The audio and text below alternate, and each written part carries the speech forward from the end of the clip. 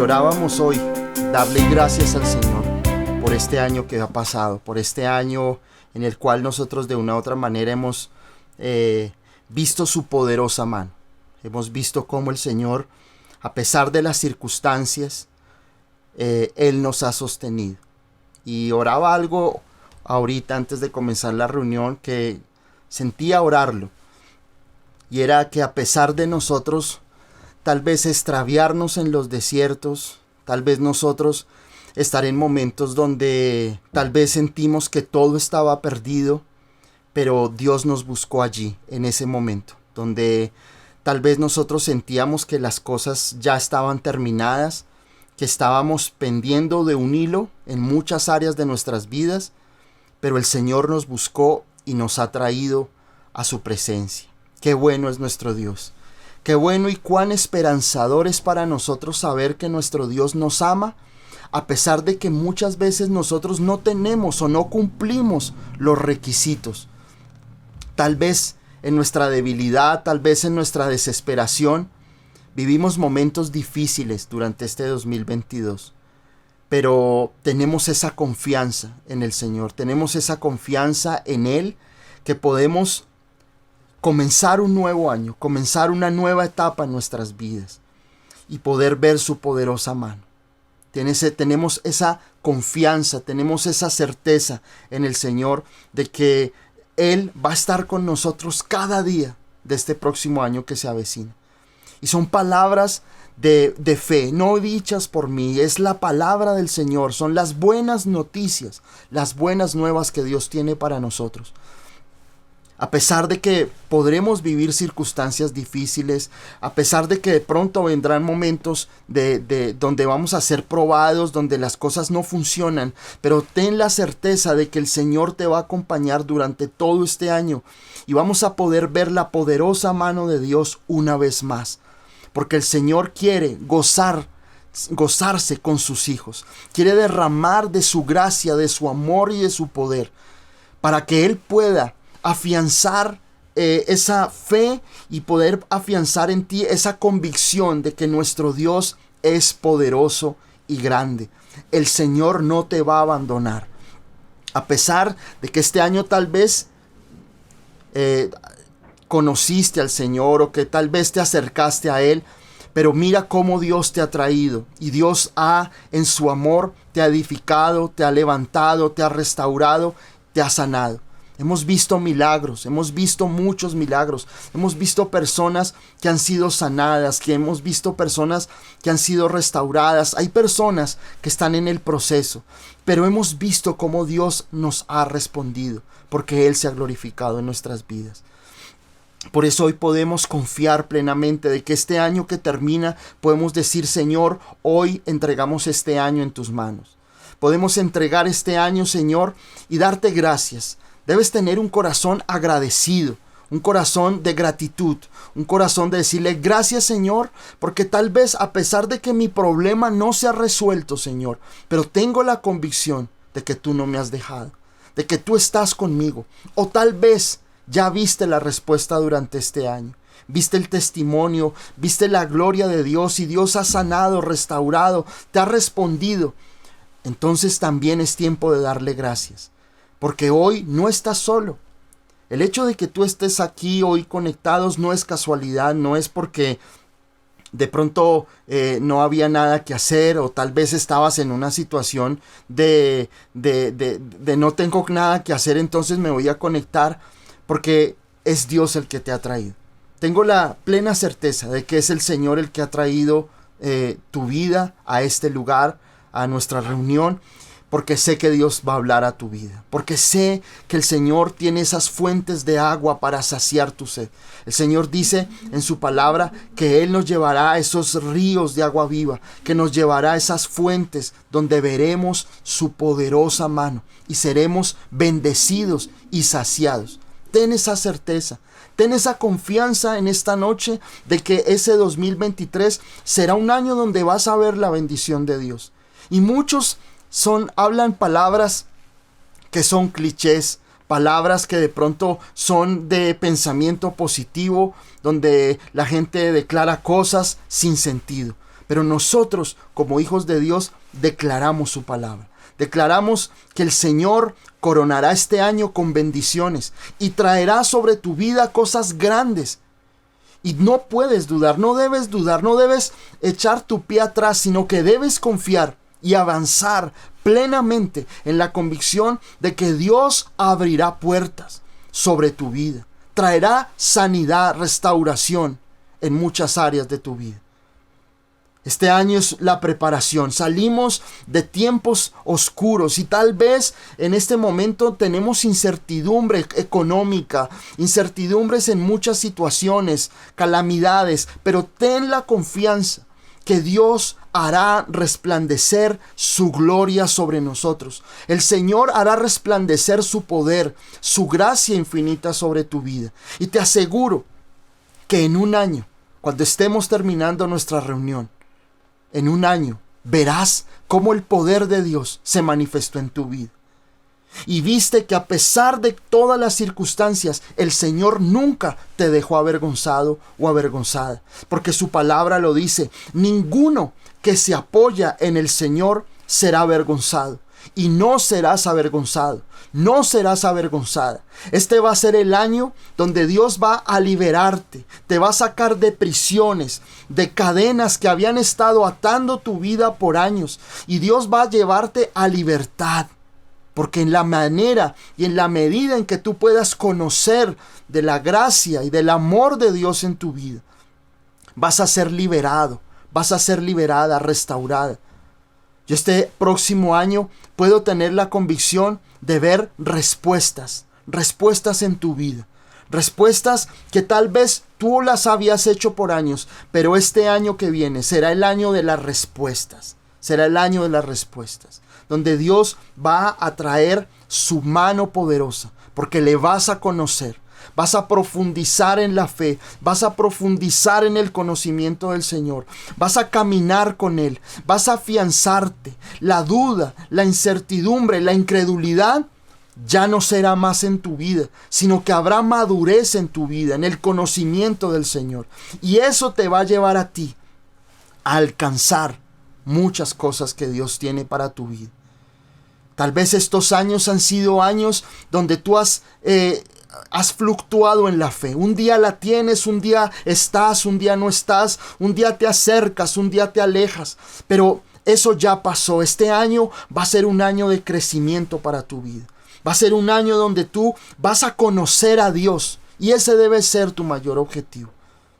Tal vez tú tienes planes, viajes, adquisiciones, pero tu mayor anhelo debe ser conocer a Dios.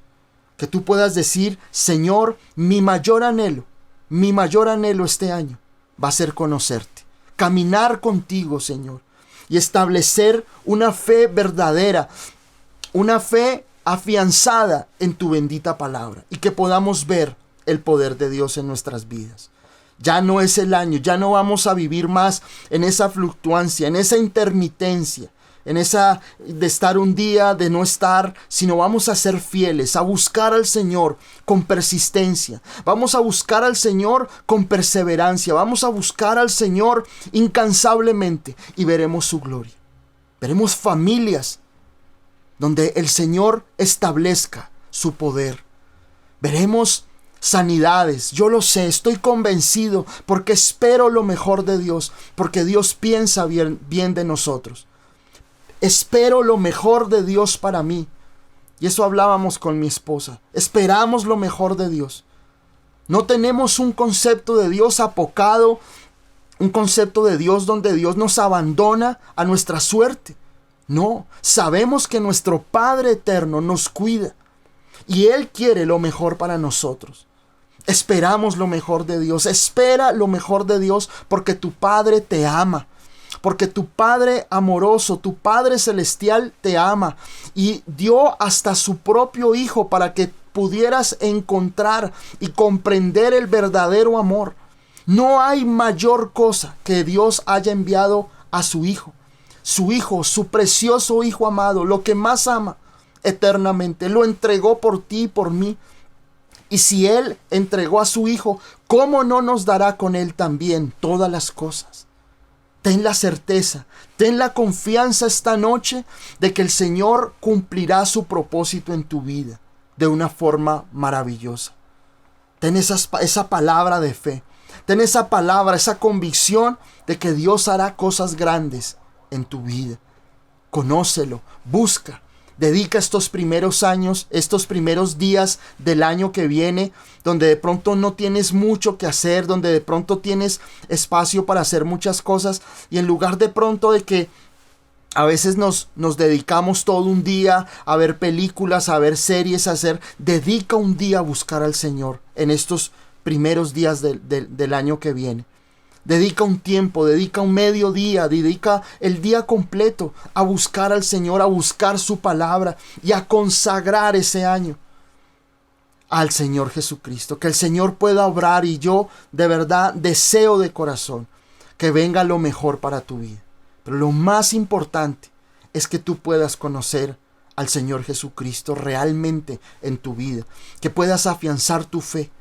Y te aseguro que el Señor te va a librar de prisiones, te va a librar de cadenas, te va a librar de muchas cosas que habían estado estancando tu vida. Y tengo esa fe plena, y esa palabra que quería darte en esta noche. Y quiero que leamos el libro de Nehemías en el capítulo 2, en el verso 17. Y dice así la palabra del Señor, dice: les dije pues, vosotros veis el mal en que estamos, que Jerusalén está desierta y sus puertas consumidas por el fuego. Venid y edifiquemos el muro de Jerusalén, y no estemos más en oprobio. Entonces les declaré cómo la mano de mi Dios había sido buena sobre mí, y asimismo las palabras que el rey me había dicho, y dijeron: levantémonos y edifiquémonos. Así esforzaron sus manos para bien. Pero cuando lo oyeron Sanbalat horonita, Tobías el siervo amonita y Gesem el árabe, hicieron escarnio de nosotros y nos despreciaron, diciendo: ¿qué es esto que hacéis vosotros? ¿Os rebeláis contra el rey? Y en respuesta les dije: el Dios de los cielos, Él nos prosperará, y nosotros sus siervos nos levantaremos y edificaremos, porque vosotros no tenéis parte, ni derecho, ni memoria en Jerusalén. Amén. Ya habíamos dado una enseñanza acerca de Nehemías, acerca de la actitud de fe de Nehemías. Esa actitud donde Nehemías tiene esa fe y prepara el camino, y prepara su corazón para la bendición de Dios. Esa enseñanza la tenemos nosotros. No sé si ya está en nuestro canal o próximamente la vamos a subir, pero es una enseñanza bien importante, porque hablábamos de cómo Nehemías se prepara en fe, y cómo su fe, a pesar de que estaba en un momento de mucha dificultad, pero desde el momento en que ora, lo que hace Nehemías es orar para que él pueda ir y restaurar esos muros de Jerusalén que habían sido destruidos por ciudades paganas, por imperios paganos que habían sido pisoteadas y habían robado ese esplendor del templo de Salomón, toda esa riqueza que hubo por causa del pecado y de la desobediencia del pueblo de Dios. Pues Dios les había dicho que si ellos no lo buscaban, que si ellos no establecían su gloria, vendrían naciones extranjeras y robarían por completo todo lo que ellos habían podido tener por la gracia de nuestro Dios. Y ellos desobedecen, y vienen todos estos reyes que están allí en Primera de Reyes, Primera de Crónicas, Segunda de Crónicas, todos estos libros de la Biblia que nos hablan acerca de la historia del pueblo de Dios a partir de Samuel y del rey Saúl, y luego del rey David y de sus hijos y de toda la descendencia. Cuando ellos desobedecen, vienen esas naciones, Babilonia, vienen y saquean por completo todo el pueblo de Dios, y los llevan cautivos a esas naciones, a Babilonia. ¿Y qué sucede? Pues que Dios les había prometido que si ellos se volvían a Dios, que aunque estuvieran en los confines de la tierra, de allí Dios los traería y los restauraría. Ya habíamos dado una enseñanza de eso, pero el Señor inquietó mi corazón en este día. Y pues en estos días que yo venía estudiando, orando al Señor porque nos diera una palabra para este fin de año, una palabra que cerrara con broche de oro lo que Dios ha estado haciendo entre nosotros. Una palabra donde nosotros no solo podamos concluir nuestro año, sino que nosotros podamos ver esa puerta, esa ventana que el Señor está abriendo por su palabra para nosotros saber qué dirección podemos nosotros tomar en nuestra vida y qué Dios espera de nosotros. Eso es bien importante. Y vemos nosotros que ya aquí en el capítulo 2 de Nehemías, Nehemías va a Jerusalén luego de que el rey le haya entregado como esas herramientas, esos materiales para poder ir y restaurar y levantar esos muros, limpiar ese muladar completo que había en los muros de Jerusalén, porque estaba completamente una ciudad sitiada, completamente en ruinas. Los muros que eran tan importantes para el pueblo de Israel, porque cercaban la ciudad santa, la ciudad de Jerusalén, habían sido completamente destruidos. Toda la ciudad estaba saqueada, toda la ciudad había sido quemada, habían sacado sus riquezas. Y obviamente cuando Nehemías va y mira, dice la palabra que él se sentó, lloró, él va y ve ese muladar, ve ese cuadro tan triste después de ser una ciudad hermosa con Salomón y ver toda la grandeza de ser uno de los pueblos más temidos de todo lo que tiene que ver en Asia, el pueblo de Dios, donde Dios se había manifestado, donde Dios había derramado su poder. Ahora era un pueblo en el cual se había convertido en un proverbio, se había convertido en una leyenda, en una historia de una ciudad que tuvo toda la grandeza, que tuvo toda la gloria y que luego ahora estaban completamente acabados, estaban completamente destruidos, y muchas de sus grandes personas que habían sido sabias, inteligentes y bendecidas, habían sido tomadas cautivas para convertirse allá o en siervos o en personas que estuvieran al servicio de los reyes de estos hombres paganos. Pero Nehemías regresa a edificar, a restaurar. Y es lo que nosotros vemos en el capítulo 2, en el verso 17. Ya Nehemías regresa con los materiales y reúne gente, había gente allí, había otra gente que se va con él. Pero dice aquí la palabra en el verso 17, les dije pues, vosotros veis el mal en que estamos, que Jerusalén está desierta y sus puertas consumidas por el fuego. Venid y edifiquemos el muro de Jerusalén y no estemos más en oprobio. Y miren, quiero darles como un contexto bien importante para nosotros luego ir a estudiar esta parte de la palabra. Y es que nosotros siempre vamos a tener desafíos en nuestra vida. No va a haber un momento, no va a haber un año donde tú vayas a ser desafiado en la fe. Tú siempre, nosotros de una u otra manera siempre vamos a tener circunstancias, vamos a tener momentos donde vamos a ser probados. La vida de los creyentes no es un camino de rosas. Porque a veces las personas piensan y tienen el mal concepto que Dios de una u otra manera lo único que va a hacer es como el genio que uno frota la lámpara, que sale el genio y me da todos los deseos que yo quiero. Y no es así. Dios ni es un genio para darnos todo por arte de magia, ni tampoco es un hombre bonachón que nos da todo lo que nosotros le pidamos, porque no es así. Dios va a formar nuestro carácter. Y Dios necesita que tu fe y que tu conocimiento de Él se afiance. ¿Para qué? Para que cuando tú seas probado, para que cuando venga la tormenta, para que cuando venga el momento difícil, no te caigas. Tu fe no te destruye.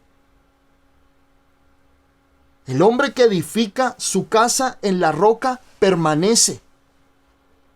Sale adelante. El que edifica sobre la arena que en este caso son las emociones, son los sentimientos. Cuando vino la prueba, su casa se cayó y dice la palabra que grande fue su ruina. Nosotros tenemos que entender que nuestra vida como creyentes no es una vida en la cual nosotros vivimos apartados de Dios, pero cuando viene la prueba, somos conscientes que hay Dios. Pero mientras que no haya prueba, mientras que todo funcione en nuestra vida, entonces yo no necesito a Dios. Es como si a veces nosotros tuviéramos nuestra vida como creyentes tuviera un botón de pánico. Que apenas sentimos que hay una situación que se sale de control de nuestra vida, oprimimos el botón de pánico y Dios aparece a restaurar y arreglarme los problemas. Pero cuando nosotros vemos que todo se solucionó, entonces nosotros decimos, bueno, Dios, ya fue suficiente, ya no te necesito, ya hasta aquí llego yo. Y Dios no quiere eso. Porque por eso es que nuestras vidas fluctúan tanto. Por eso es que nuestras vidas son tan intermitentes en la fe y no avanzan en la vida, en nuestra vida como creyentes, en nuestra vida cristiana. No avanza. Porque siempre nosotros nos vamos a ver desafiados, pero oprimimos el botón de pánico y en la gracia y en la misericordia de Dios, Dios obra en nosotros. Porque no podemos decir que Dios no obra en nuestras vidas. Lo que pasa es que muchas veces nosotros, cuando ya vemos que la solución ha venido a nuestras vidas, retrocedemos en la fe. Ya no oramos igual, ya no vamos a la iglesia igual, ya no buscamos a Dios de la misma manera. Porque cuando ponemos nuestro pellejo y nos duelen las cosas y sentimos que estamos en una enfermedad, en una situación económica difícil, en una situación que no podemos controlar, buscamos a Dios. Pero apenas resolvemos, apenas Dios resuelve, apenas Dios en su misericordia cree en nosotros y derrama de su gracia sobre nosotros, entonces ahí es donde nosotros decimos, ya no tenemos esa misma necesidad, ya no buscamos a Dios de la misma manera. Y eso sucede, siempre nosotros entendemos algo y es que sabemos que Dios es quien suple nuestras necesidades. Pero Dios quiere de ti un compromiso así tengas o no tengas. Dios no quiere que tu relación con Dios esté sujeta a un botón de pánico, sino a una relación permanente, fiel y comprometida con Él. No podemos nosotros tener una situación, una relación con Dios basada en las situaciones o en las motivaciones que nosotros tenemos en nuestra vida. Yo busco a Dios porque yo sé que si yo busco a Dios, Él me prospera. Voy a buscar a Dios porque si yo me porto bien, Dios me da lo que le pido. La relación con Dios no funciona así. Nuestra relación con Dios no funciona basado en motivaciones externas. La motivación de tu corazón y la verdadera motivación que debe ser el motor de tu vida es que tú lo amas a Él porque Él te amó primero. No debe ser una necesidad, no debe ser un problema, no debe ser una circunstancia, porque eso lo veo diariamente como pastor. Tengo una necesidad, busco a Dios. Dios me respondió, suelto a Dios. Me alejo de Él. Y no puede ser así. Nosotros tenemos que ser persistentes en la búsqueda de Dios. ¿Tú quieres que el 2023 sea un año de bendición para ti y tu familia? Busca al Señor. ¿Tú quieres que el próximo año que viene sea un año donde Dios se manifieste en tu vida? Conoce a Dios. Camina de su mano. Deja ya esa intermitencia, deja ya esa vida de fe oscilante. Un día crees, un día no crees, un día caminas, un día no caminas. Camina con Él. Comprométete con Él a buscarlo, a conocerlo, a servirle. Y te aseguro que las cosas van a ser diferentes en tu vida. Si tú te das cuenta, la mayoría de errores que nosotros cometimos este año, lo voy a centrar en uno solo. Y te lo voy a decir esta noche. Y es que te centraste en ti mismo y en tus propios problemas. Y quitaste de vista a Dios de tu vida. Perdiste de vista a Dios y pusiste tus ojos en tus propias circunstancias y en tus propios problemas. Cuando pasa eso en tu vida, cuando tú comienzas a mirar que tu problema es irremediable, cuando tú comienzas a mirar que tu problema, que esa circunstancia que te roba la paz, que te roba el sueño, que te saca lágrimas, que te angustia, no la puedes controlar, y tal vez haces una o dos oraciones tibias y piensas que Dios ya viene cual bombero a apagarte el fuego. Cuando eso no pasa, pierdes de vista a Dios y pones tu vida y comienzas a centrar tu mirada, a centrar tus objetivos, a volverse el problema obsesivo en tu vida y pierdes de vista a Dios. Cuando eso sucede, cuando el enemigo sabe que si nos logra distraer con nuestros propios problemas y robarnos la paz, entonces él ganó la batalla. No la guerra, la batalla en tu vida. Porque el enemigo lo que siempre va a querer en tu vida es que tú te desenfoques de mirar y de tener una fe puesta en los ojos de nuestro Señor Jesucristo y poner tu mirada en la circunstancia, en el problema. El enemigo te quiere ver angustiado. El enemigo te quiere ver afanado. El enemigo te quiere ver lleno de miedo, lleno de temor. El enemigo te quiere ver reducido o reducida ante un problema. Mientras el enemigo te tenga ahí, sin fe, incrédulo o incrédula, llorando por el mismo problema todos los días, angustiado o angustiada por el mismo problema todos los días, créeme que él puede estar tranquilo de que tú vas a estar en esa arenera donde el enemigo te ha puesto. Porque es así. Es como una arenera donde juegan los niños y los papás están sentados ahí en una silla, en un banco, ahí en un parque, mientras sus hijos juegan. Mientras que el niño esté en la arenera jugando, sus padres están tranquilos. Igual pasa con el enemigo. Mientras que el enemigo te ponga un problema difícil en tu vida, una situación que se sale del control de tu vida, y tú te enfoques y tu vida esté completamente obsesionada alrededor de ese problema, él ya te tiene. Él ya te tiene. Y ese ha sido y es la mayor circunstancia en la cual el enemigo nos hace perder tiempo. Porque si nosotros conociéramos la verdad de la palabra de Dios y pudiéramos tener una actitud de fe, de oración, de conocer al Señor, de profundizar en nuestra fe, te aseguro que en el momento en que tú veas una circunstancia difícil y no pones tus ojos en el problema, en la circunstancia o en tus emociones, sino en el Señor y confiesas, te aseguro que de los problemas vamos a salir pronto.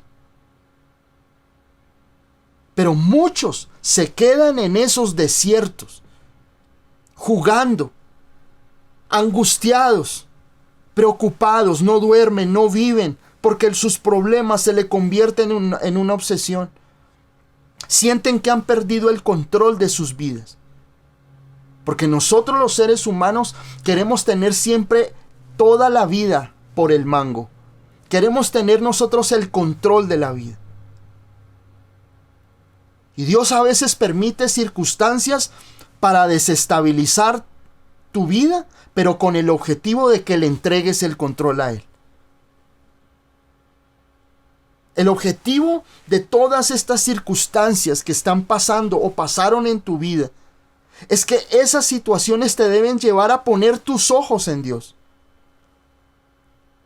Y no que tú pierdas el tiempo y meses y años en el mismo problema y en el mismo problema y no hablas de otra cosa sino de tu problema, de esa situación. ¿Por qué? Porque el enemigo te entregó un cubo que no se puede resolver sino solo en las manos de Dios. Y ahí te tiene.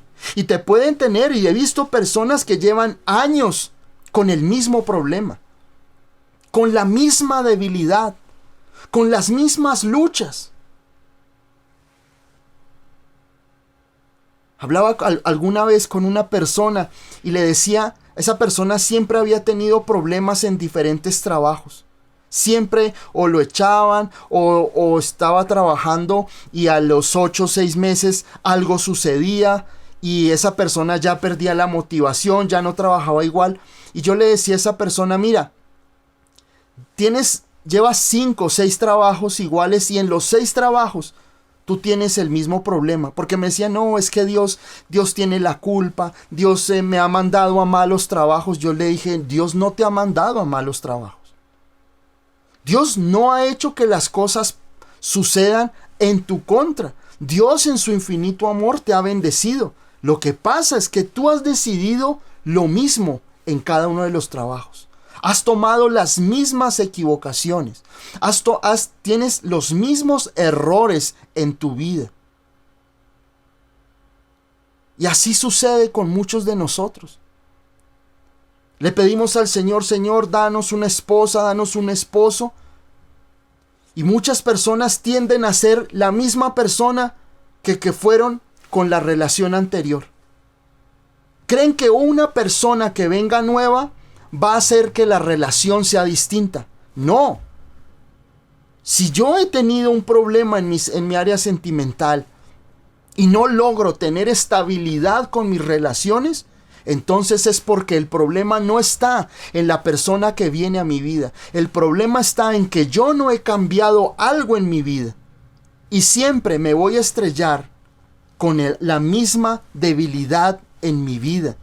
Igual sucede en las finanzas. Hay personas, yo le escuchaba una vez a alguna persona que me decía que me pareció sorprendente pero honesta en su forma de hablar.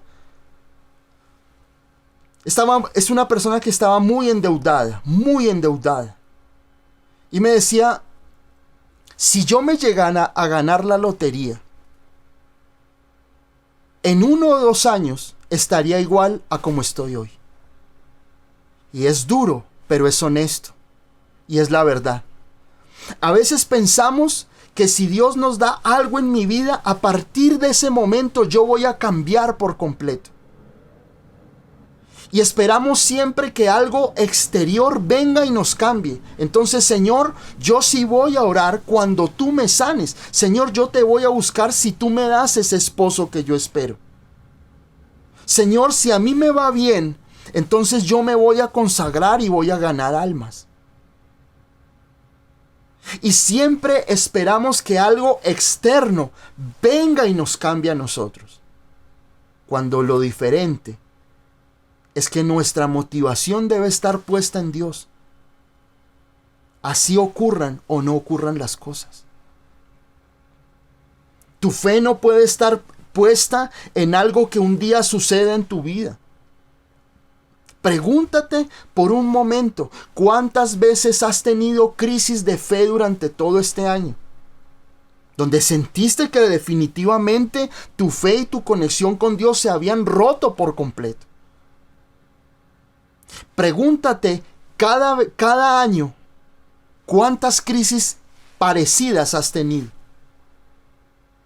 Entonces, para muchos creyentes, para muchos cristianos, se les convierte siempre que hay una temporada donde sé que estoy desconectado de Dios, donde sé que viene la prueba, entonces reniego. Entonces me opongo a la fe, comienzo a dejar de orar. Después de eso, entonces yo le doy cabida a la queja. Es que Dios no me ama, es que Dios no me cuida, es que Dios permitió todas estas situaciones en mi vida y eso me da pie para apartarme de Dios. Después de que estoy en ese desierto haciendo y deshaciendo y renegando, de un día para otro algo sucede en el infinito amor del Señor, nos trae y otra vez vuelve el ciclo. No podemos seguir así, hermanos. No podemos seguir llevando vidas cíclicas. Entre enero, febrero busco al Señor, marzo, abril y mayo viene una prueba, junio, julio y agosto reniego y estoy en el mismísimo infierno. Y comienzo a partir de septiembre, octubre otra vez a buscar a Dios.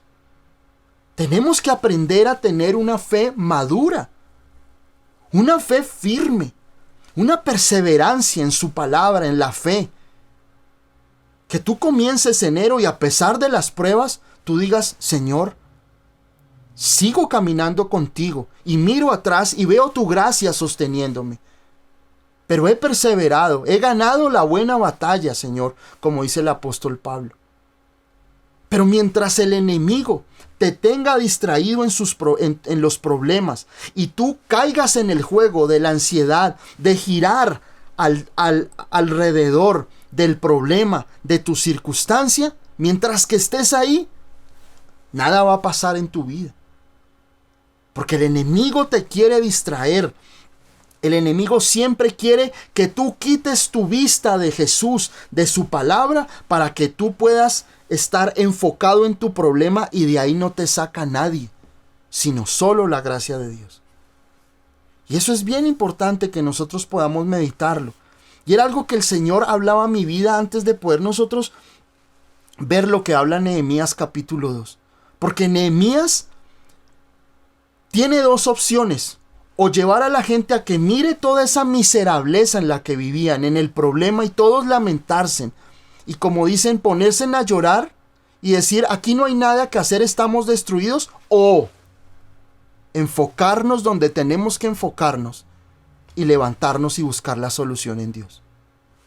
En Mateo capítulo 6, en el verso 25, Mateo capítulo 6, en el verso 25, el Señor dice, Mateo capítulo 6, verso 25, dice su palabra, por tanto os digo, no os afanéis por vuestra vida, ¿qué habéis de comer o qué habéis de beber?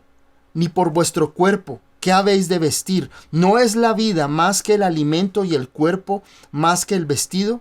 Mirad las aves del cielo, que no siembran, ni ciegan, ni recogen en graneros, y vuestro Padre Celestial las alimenta. ¿No valéis vosotros mucho más que ellas? ¿Y quién de vosotros podrá, por mucho que se afane, añadir a su estatura un codo? Y por el vestido, ¿por qué os afanáis? Considerad los lirios del campo, cómo crecen, no trabajan ni hilan. Pero os digo que ni aun Salomón con toda su gloria se vistió así como uno de ellos. Y si la hierba del campo que hoy es y mañana se echa en el horno, Dios la viste así, ¿no hará mucho más a vosotros, hombres de poca fe? No os afanéis pues diciendo, ¿qué comeremos, o qué beberemos, o qué vestiremos? Porque los gentiles buscan todas estas cosas, pero vuestro Padre Celestial sabe que tenéis necesidad de todas estas cosas. Mas buscad primeramente el reino de Dios y su justicia, y todas estas cosas os serán añadidas. Así que no os afanéis por el día de mañana, porque el día de mañana traerá su afán, basta a cada día su propio mal. Y eso es bien importante porque cuando el Señor habla con sus discípulos, siempre les dice que no estén afanados. Siempre les dice, no se afanen. Siempre les dice, descansen en mí, descansen en mi presencia. Si tú ves durante toda la Biblia, nosotros vemos que aún en la muerte del Señor Jesucristo es para que tú puedas tener una relación de reposo, de no ansiedad, y eso se lo decía un día a mi esposa y creo que a ustedes se los compartía. Nosotros biológicamente no fuimos creados para el estrés, para la preocupación y la ansiedad. Si hay un arma mortal que es letal para nosotros, es el estrés, es la angustia, es el miedo, es el temor, es la incertidumbre en nuestra vida. Porque el estrés te carcome, te destruye por dentro. No fuimos creados para el estrés. Fuimos creados para descansar en Dios. Y ese descanso lo encontramos nosotros cuando conocemos la gracia de Dios. Y podemos descansar y reposar en el amor de Dios en nuestras vidas. Ten esa confianza plena siempre. Dios siempre quiere que tú puedas dejar esa ansiedad y ese miedo. La ansiedad y el miedo vienen cuando tú quitas los ojos de Dios. Debemos aprender a ser personas que tengamos nuestros ojos puestos en el Señor. Que tengamos nuestra fe puesta, arraigada en Él. No en las circunstancias. La circunstancia te desanima. El dictamen médico te aplasta. La situación económica o cualquier otra circunstancia difícil para tu vida. Pon tus ojos en el Señor y no quites tu mirada de Él, porque te aseguro que el Señor siempre estará ahí a tu lado y te sacará de esa situación. Siempre ten esa confianza, siempre ten esa plena certeza de lo que Dios quiere para tu vida. Y miremos ahí, volvamos a Nehemías capítulo 2 en el verso 17.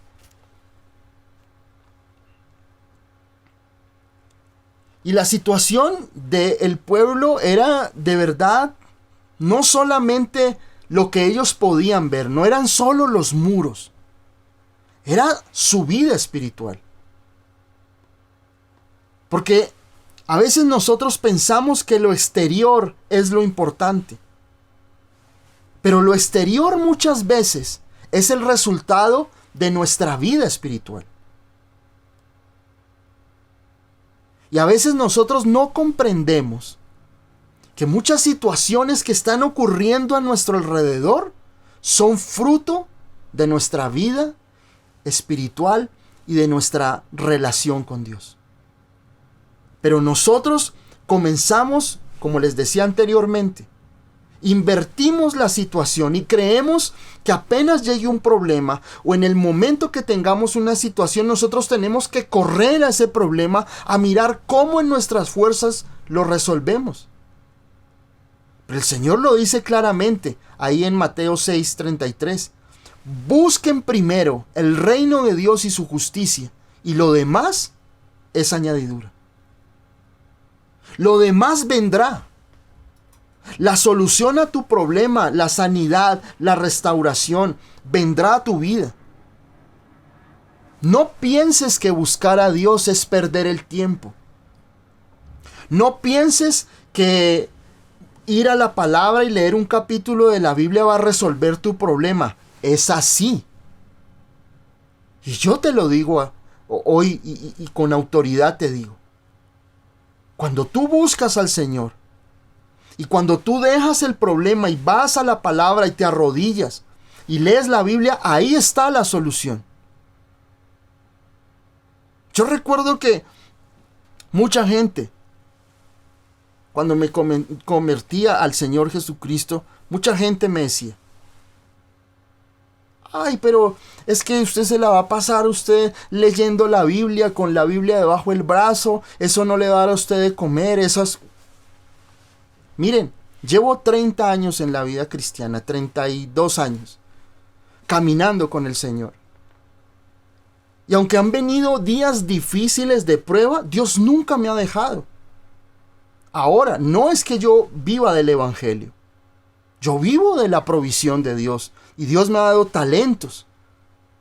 Dios me ha dado la capacidad de poder aprender muchas cosas. Tengo mi empresa, trabajo y Dios, para su gloria, me ha prosperado y me ha bendecido. Pero sí he entendido que cuando viene una situación difícil, yo tengo que buscar a Dios. Y muchas veces la gente dice: pero es que usted se la va a pasar ahí orando, buscando. Y no es eso. Es que la gente dice: es que no le van a tocar a la puerta para resolverle los problemas. Pueda que eso sea cierto. Pero ahí lo que te están diciendo es: deja al Señor a buscar su justicia y ve detrás de la añadidura.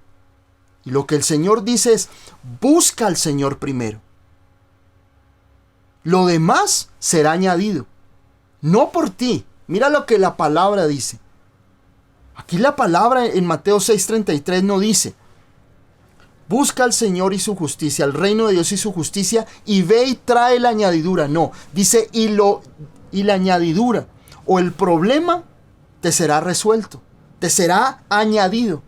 Lo demás vendrá por añadidura. Es decir, que el resolver nuestros problemas, el resolver nuestras situaciones, vienen como resultado de buscar a Dios.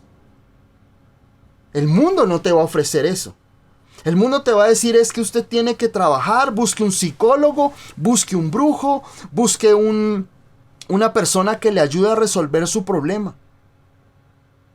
Pero el Señor dice, búsquenme primero y lo demás será añadido.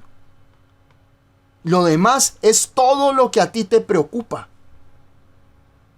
Pero será añadido, será resuelto, será desatado, vendrá bendición sobre tu vida. Tú ocúpate de buscar a Dios. Y con eso hago un paréntesis. No es que dejen sus trabajos, no es eso. Dedícate en el tiempo que tú puedas a buscar al Señor, a buscar su palabra, a edificarte con enseñanzas que te edifiquen. A buscarlo, porque en el momento en que tú lo busques, vendrá la solución.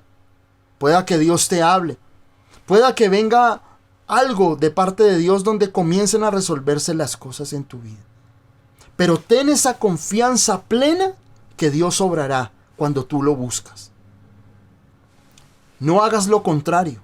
Prueba de eso es que tú has estado toda tu vida tratando de traer la añadidura y no ha podido ocurrir algo en tu vida de verdad, trascendental y de bendición.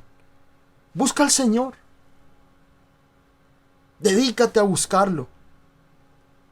Dedícate, haz tu trabajo, haz tu estudio, lo que tengas que hacer. Pero en los tiempos que tú puedas, en la noche, en el día, busca al Señor. Y no solamente ores por el problema, porque hay personas que lo único que hacen es, listo, voy a buscar al Señor y su justicia, pero eso significa para esas personas es, voy a orar por ese problema para que Dios me lo resuelva. No, deja ese problema en las manos del Señor, Dios obrará, búscalo a Él, busca al Señor en tu vida, a conocerle, a amarle, a glorificarle y a conocerle. Cuando viene Nehemías al pueblo de Jerusalén y ve toda la gente desanimada, destruida por dentro. El problema no eran solamente los muros. El problema era el estado espiritual y emocional en que se encontraba la gente. Y eso es bien importante. Estaba lleno de miedo por lo que veía. Estaban mal, estaban desanimados, habían perdido toda ilusión de ver su ciudad gloriosa acabada, los muros acabados. Y así hay personas. Sus muros espirituales están destruidos. Sus muros espirituales. Su fe en el Señor está completamente caída, destruida. Y eso causa desánimo. Eso causa desaliento. Y así estaban ellos. Y Nehemías ahí en el verso 17 les dice, les dije pues, vosotros veis el mal en que estamos, que Jerusalén está desierta y sus puertas consumidas por el fuego. Venid y edifiquemos el muro de Jerusalén y no estemos más en oprobio. Miren que Nehemías no coge a condenar a todo el mundo.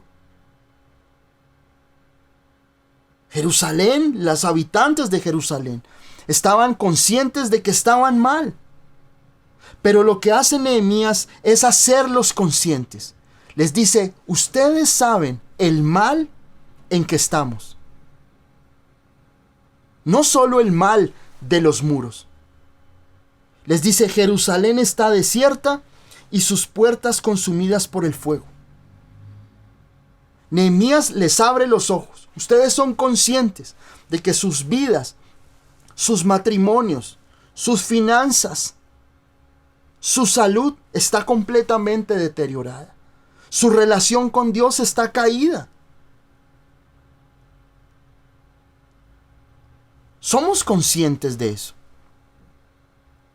Somos conscientes de que muchas veces en nuestras vidas las cosas no funcionan porque somos nosotros los responsables de haber permitido esa situación y como consecuencia sabemos lo que sucede. Y sabemos y somos conscientes que cuando nosotros le abrimos la puerta al enemigo en nuestra vida hay consecuencias. Hay consecuencias.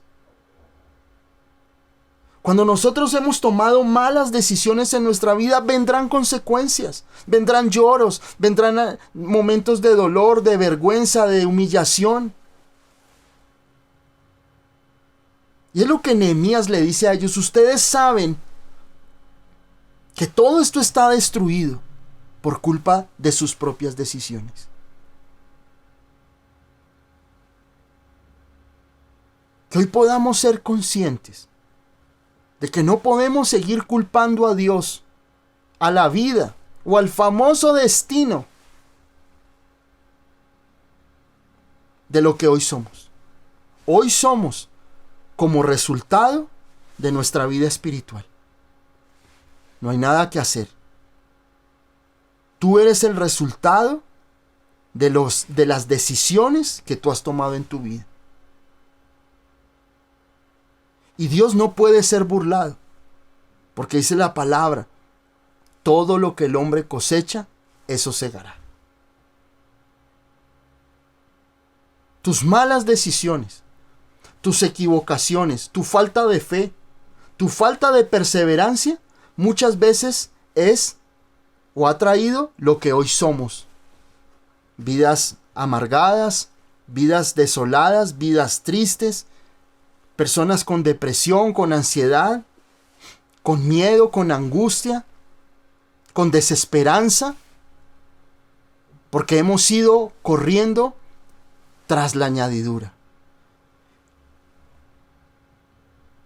Y aquí Nehemías les dice: venid y edifiquemos el muro de Jerusalén y no estemos más en oprobio. Venid y edifiquemos el muro de Jerusalén y no estemos más en oprobio. Y Nehemías se enfoca en lo importante. No les dice, no coge a cada uno problema por problema. ¿Y cómo te sientes? ¿Estás triste? ¿Estás mal? ¿Por qué estás así? No, los toma a todos y les dice: vengan y edifiquemos, pongamos nuestros ojos donde tienen que estar, no en el problema. No en lamentarse por cuántas cosas pasaste o no pasaste. Le dice: edifiquemos el muro de Jerusalén y no estés más en oprobio. Deja el pecado atrás. Deja esa forma de vivir incorrecta. Y la palabra, cuando yo leía la palabra oprobio, es una palabra que significa desgracia. Significa estar uno apartado de Dios en muchas situaciones. Y eso es bien clave que nosotros podamos entenderlo. Esa palabra oprobio es la palabra hebrea jerab, que significa desgracia o lo contrario a la gracia. La gracia es el favor de Dios sobre tu vida. La gracia es ver la bendición de Dios sobre tu vida. Es ver la aprobación sobre tu vida a través de nuestro Señor Jesucristo. Pero la palabra oprobio, la palabra jerab en el hebreo original es desgracia. También significa abominación, afrenta, vergüenza y esterilidad. Miren lo que esa palabra connota. Significa estar apartado de la gracia de Dios, estar en vergüenza, pero estar en esterilidad. Y esa palabra esterilidad no solamente habla de los vientres de los vientres femeninos, habla de la esterilidad como tal. Hay personas que son estériles espiritualmente, no dan fruto de nada.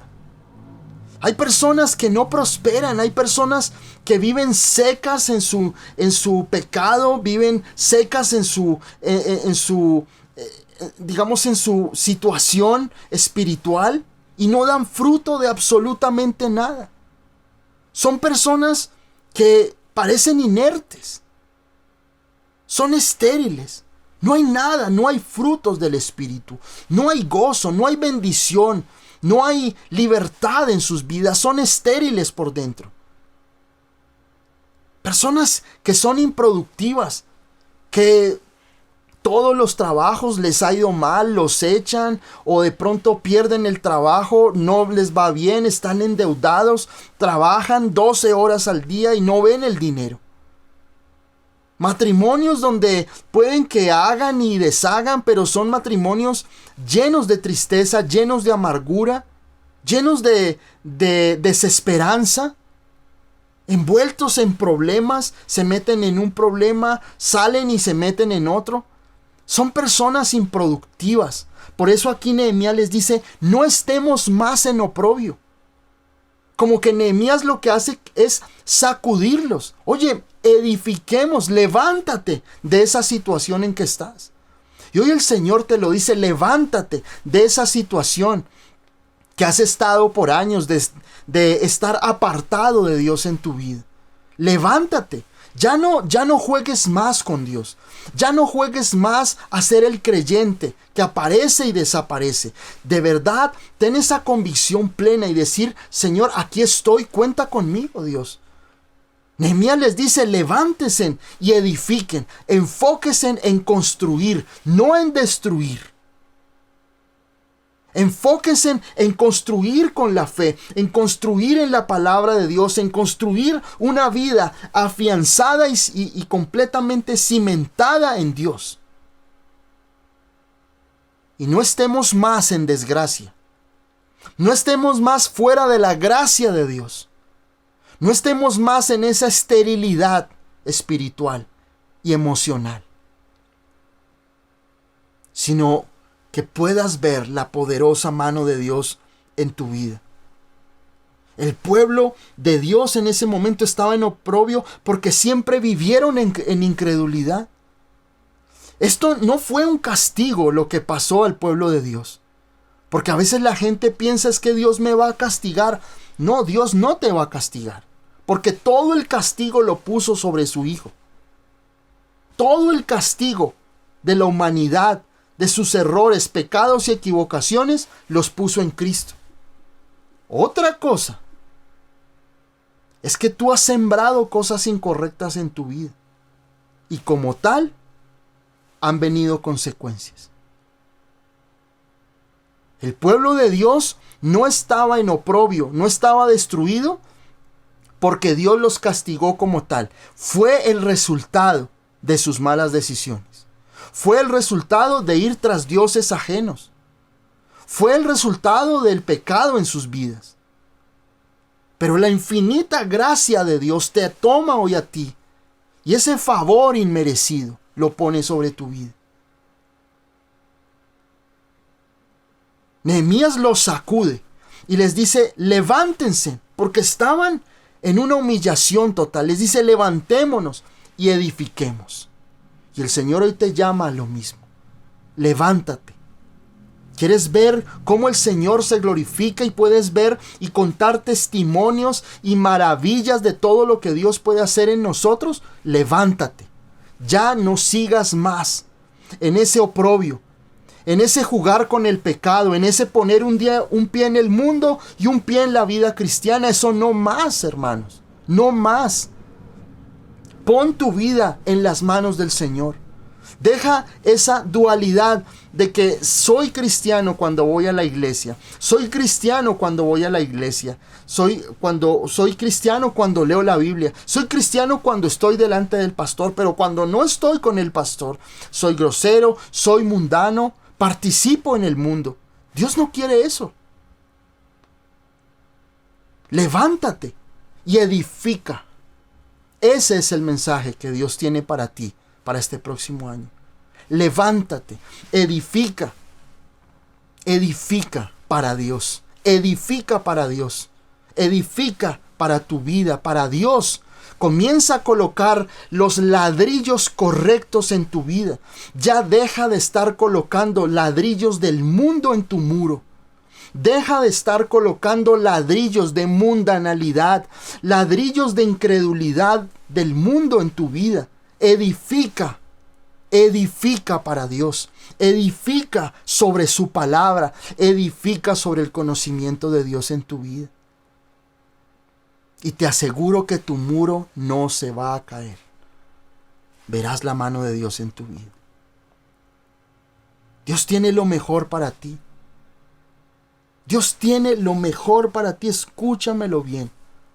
Dios quiere bendecirte. Pero ya no sigas jugando al creyente que un día cree y al otro día no cree. Edifica, colocando los ladrillos, colocando el cimiento correcto en el lugar correcto. Y te aseguro que en el próximo año no vas a estar igual a este. Estarás mucho mejor que cuando comenzaste el año. Te lo aseguro. Porque yo en mi propia vida, con mi esposa, con mi familia, hemos visto la mano de Dios. Hemos visto que cuando nosotros edificamos, cuando nosotros colocamos los ladrillos correctos en nuestro matrimonio, en nuestras finanzas, en nuestro hogar, Dios obra. Dios comienza a levantar y es inquebrantable, indestructible, un muro levantado por Dios. Ten esa convicción. Verso 18 dice: entonces les declaré cómo la mano de mi Dios había sido buena sobre mí, y asimismo las palabras que el rey me había dicho. Y dijeron: levantémonos y edifiquémonos, y edifiquemos. Y así esforzaron sus manos para bien. Y miren, Nehemías testifica de lo que Dios hizo en él. Nehemías dice en el verso 18: entonces les declaré cómo la mano de mi Dios había sido buena sobre mí, y asimismo las palabras que el rey me había dicho. Nehemías es testigo de la mano de Dios. Nehemías hace evidente el poder de Dios en su vida. Y yo se los digo como pastor con autoridad. Yo les puedo decir que también les declaro cómo la mano de mi Dios ha sido buena sobre mí. Porque le he buscado, porque le he creído junto con mi esposa. Hemos visto milagros. Hemos visto dictámenes médicos que antes estaban completamente en contra y hoy están completamente en bendición. Estuvimos orando por mi tía, Estela. Tenía un problema de oído, un dictamen médico gravísimo al principio. Y cómo el Señor ha ido cambiando todo. Le decían que tenía que utilizar, un aparato para poder escuchar. Y ya hoy le dijeron que no tenía que utilizar ese aparato. Está sana y el Señor ha obrado. Sigue en tratamiento, pero sabemos que Dios está en el asunto. Yo les contaba hace 8 días cuando yo oré por ese centro de brujería que había al frente de la casa de mi mamá, de ahí donde vivía. Yo recuerdo que yo me levantaba a las 4 o 5 de la mañana a orar, porque a esa hora llegaban las personas a consultar a esa bruja. A las 3 de la mañana ya había fila. Y Dios puso en mí ese deseo de orar y orar fervientemente. Y al cabo de unos meses pude ver la mano de Dios y ese centro de brujería se acabó y era famoso. Habían carros lujosos que se parqueaban, personas que hacían fila desde las 3 de la mañana. Y pude orar y pude ver la poderosa mano de Dios sobre ese lugar y cómo ese lugar se secó y se acabó. Y he podido ver la mano de Dios en muchas áreas de nuestras vidas, en mi mamá. Miren, recuerdo hace un tiempo, salimos con mi familia, salimos todos con mi mamá, con la mamá de mi esposa, salimos, comimos. y mi esposa, no sé si se había quitado los anillos, los había dejado en un lugar. Y cuando salimos del restaurante, ya llevábamos como 2 kilómetros, 3 kilómetros adelante. Y pues mi esposa sintió que no estaban las argollas, las buscamos y no estaban. Y pues imagínense, nuestras argollas la argolla de matrimonio de ella y el anillo de compromiso. Y comenzamos ahí, yo en ese momento comencé a orar en lenguas, comenzamos a orar, nos angustiamos claramente, pero pusimos la mano de Dios y nosotros nos devolvimos al restaurante y empezamos a buscar pues los anillos del matrimonio y empezamos a buscarlos. Cuando nosotros nos salimos de ese restaurante, habían muchos carros en los parqueaderos. Y comenzamos a buscar, a buscar los anillos, pero yo tenía la convicción de que Dios iba a hacer algo. Dios no se queda con nada. Dios a sus hijos los cuida, los defiende. Y encontramos los anillos, estaban allí, estaban bien enterrados, como si alguien los hubiera enterrado bajo tierra para que nadie los viera. Ese día fue maravilloso. Los anillos estaban escondidos, ya no habían carros, todos los carros que estaban ahí parqueados se habían ido y encontramos los anillos. Primero vimos uno y luego encontramos el otro. Y estaban como escondidos, como si el Señor mismo se hubiera encargado de hacerlos invisibles para cualquier persona. Y los rescatamos. Y les puedo estar contando muchos testimonios.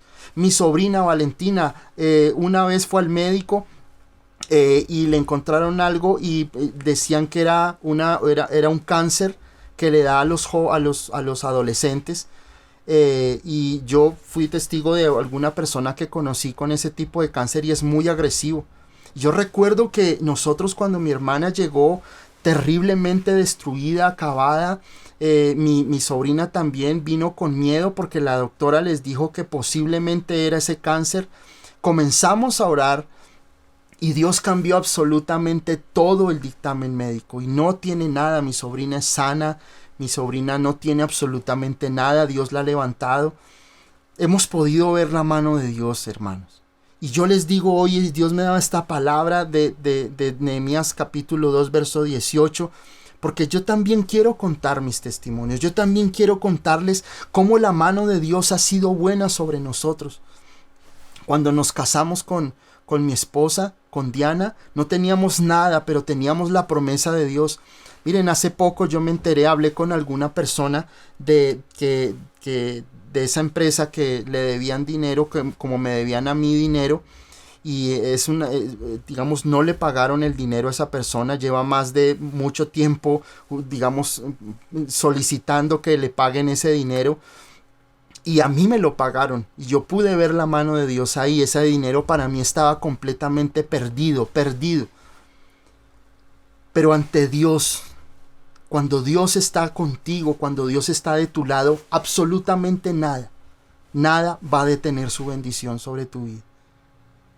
Podría contarles 1000 cosas. Lo que sucedió con la esposa de mi primo también, que lo más posible era que tuviera cáncer, un tumor en la tiroides maligno. Dios cambió las cosas. Ella venía con tos, yo les contaba, venía con una tos mucho tiempo y Dios cambió las cosas por completo. Y yo les cuento hoy porque la mano de Dios ha sido buena con nosotros. Dios nos ha bendecido como nunca antes habíamos sido bendecidos. Dios nos ha dado tantas cosas maravillosas y esperamos la mano poderosa de Dios sobre nosotros. Y por eso dice la palabra, entonces dice, y la gente al ver el testimonio de Nehemías, vino algo como una emoción de parte de Dios, que oró al Señor, que más allá que sea una emoción, sea una determinación. Y ellos dijeron, levantémonos y edifiquemos, así esforzaron sus manos para bien. Cuando Nehemías soltó la palabra de fe, cuando Nehemías dio el testimonio, Dios comenzó a obrar en la gente. Y yo oro al Señor, que tu vida hoy sea retada en esta palabra. Que tú comiences el próximo año con una fe inquebrantable, indestructible. Una fe en el Señor. Una fe en su palabra. Una fe no en las emociones. No una fe puesta en las circunstancias o en a ver qué sucede, sino una convicción plena de lo que Dios tiene para tu vida. Y luego dice en el verso 19, dice: pero cuando lo oyeron Sanbalat horonita, Tobías el siervo amonita y Gesem el árabe, hicieron escarnio de nosotros y nos despreciaron, diciendo: ¿qué es esto que hacéis vosotros? ¿Os rebeláis contra el rey? Verso 19. El enemigo siempre se va a oponer cuando tú busques a Dios. Siempre.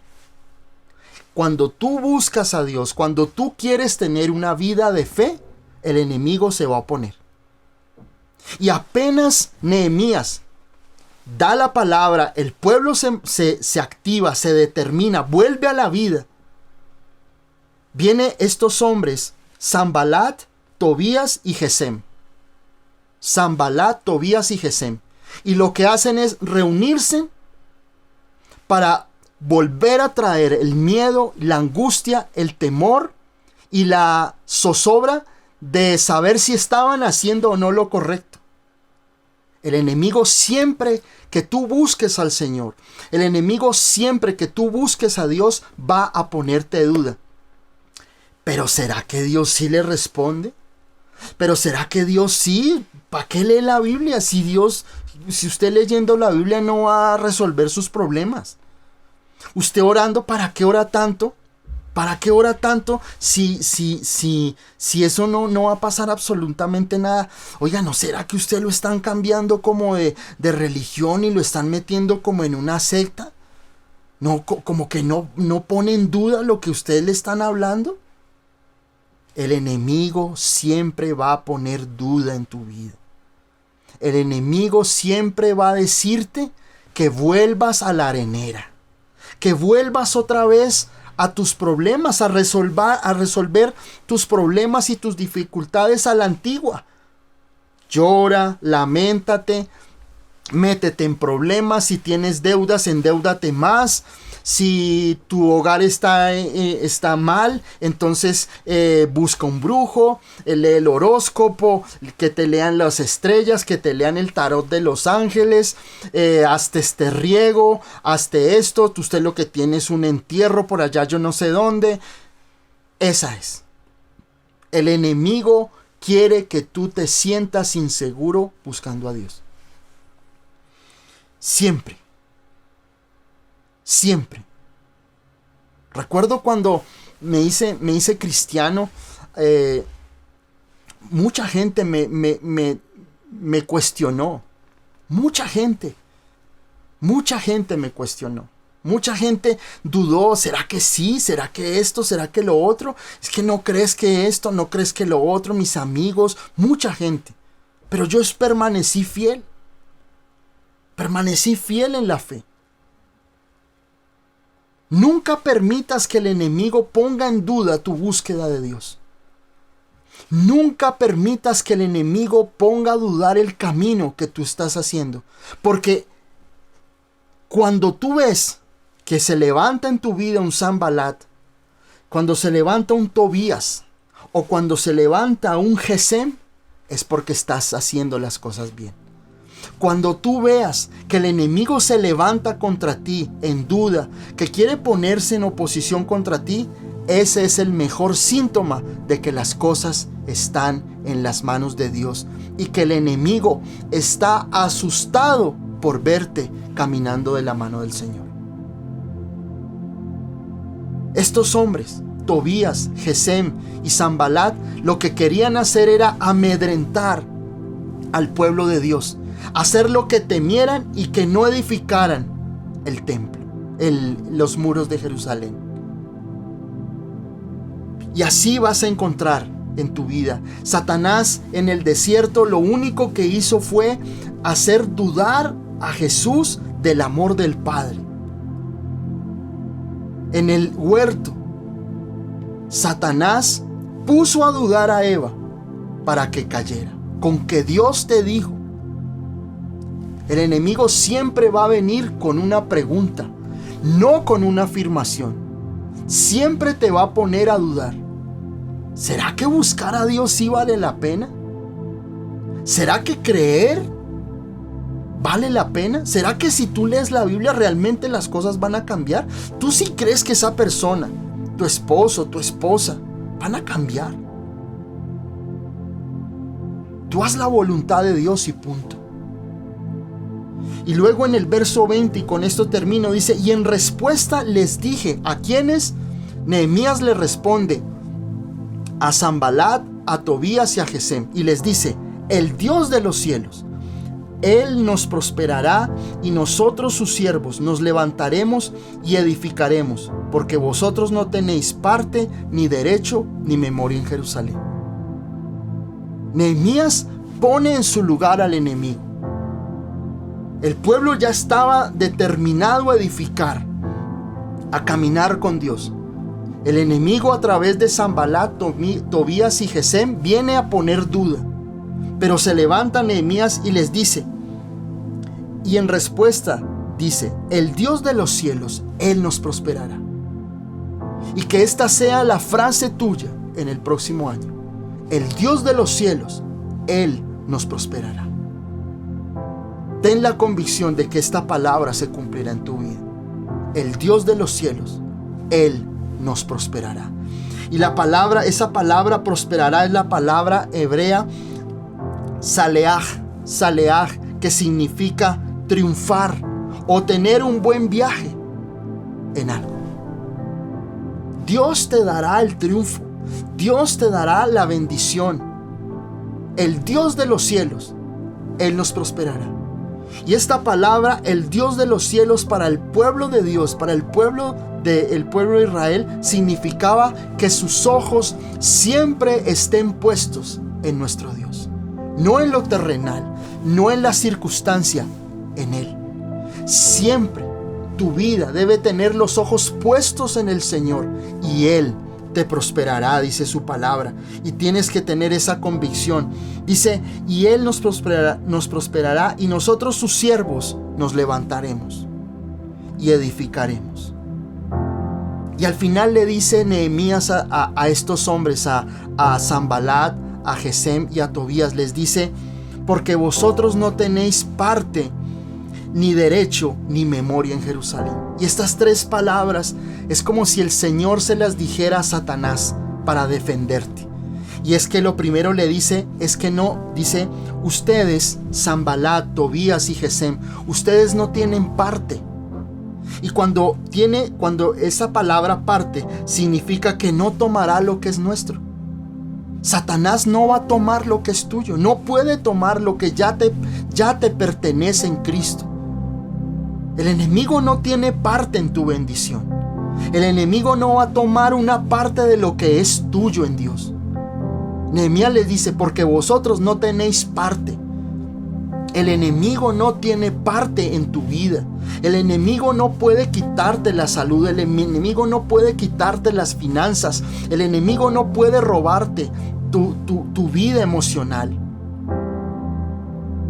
El Señor Jesucristo te ha dado una bendición a ti, y esa promesa es solo para ti, y el enemigo no tendrá parte en eso. No será las cosas ocultas. No será el que tú le des gloria a otra cosa. La gloria será Dios, porque el enemigo no tendrá parte en lo que Dios tiene para tu vida. Y luego le dice: no tienes parte, pero también le dice: no tienes derecho. Y cuando le dice derecho es porque ese derecho le fue quitado en la cruz del Calvario por nuestro Señor Jesucristo. El enemigo no tiene ningún derecho sobre tu vida, ningún derecho sobre tu familia, sobre tus hijos. El Señor ha quitado todo el derecho al enemigo. No tiene el enemigo ningún derecho, ningún papel legal para venir a atormentarte ni destruirte. El Señor le ha quitado todo derecho, y para mí esto fue maravilloso, porque es como cierra Nehemías y le dice: Satanás, tú no tienes parte en mi vida, tú no tienes derecho, pero luego le dice: tú no tienes memoria, porque significa que el enemigo, cuando ha sido destruido en la cruz del Calvario, no tendrá memoria en tu vida. Todas esas ataduras, todas esas enfermedades, todos esos ataques quedarán atrás. Y tú solo verás la mano de Dios. Solo tú verás la gloria de Dios en tu vida. El enemigo no tiene parte en ti, ni en tu casa, ni en tu salud, ni en tus finanzas, ni en tu hogar. No tiene derecho el enemigo a quitarte nada, porque todo Cristo lo ganó por ti en la cruz del Calvario. Y las llaves de la muerte que tenía Satanás las ha quitado y te ha dado libertad juntamente con él. Y no tiene memoria, porque sencillamente el enemigo fue vencido allí en la cruz del Calvario, hace muchos años. Satanás no anda ahí buscando, aunque la palabra lo dice, buscando sí como un león rugiente, pero el enemigo no tiene ningún poder sobre tu vida, porque el Señor te ha hecho completamente libre.